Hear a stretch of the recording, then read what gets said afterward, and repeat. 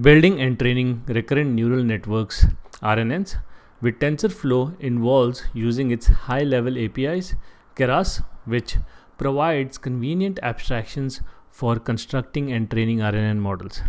Let's delve deeper into the process of building and training RNNs with TensorFlow. So first step is mostly about importing TensorFlow and Keras.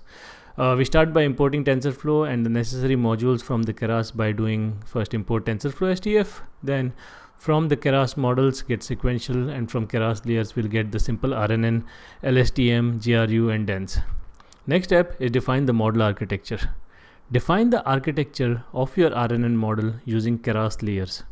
Choose from SimpleRNN, LSTM or GRU layers based on the complexity of your task and the presence of long-term dependencies in the data. One of the example using SimpleRNN is here. You can just say model sequential and call the SimpleRNN function and pass the attributes like 64, input shape equal to sequence length, and input dim and activation equal to value. Then use DENS, num classes, and activation is equal to softmax. Next example using LSTM is you just call the LSTM method, pass the parameters 64 and input shape equal to sequence length and input dim. It doesn't need the activation, and pass the DENS as num classes and activation equal to softmax here.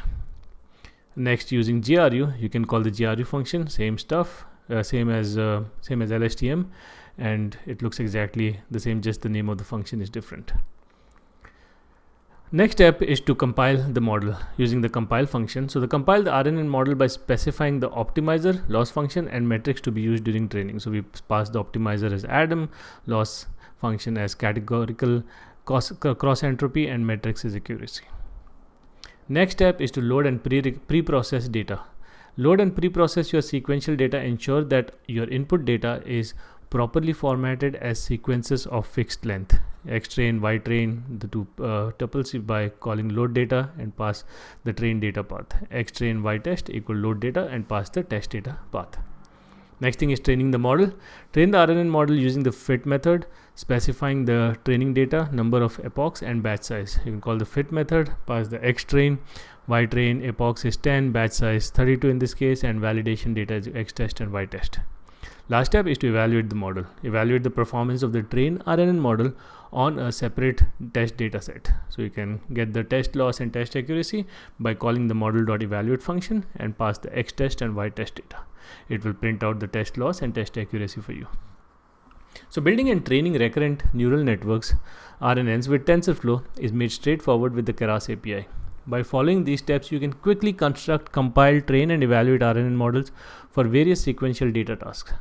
Experiment with different RNN architectures like SimpleRNN, LSTR, GRU as we saw above, hyperparameters and training strategies to optimize the performance of your models for specific applications.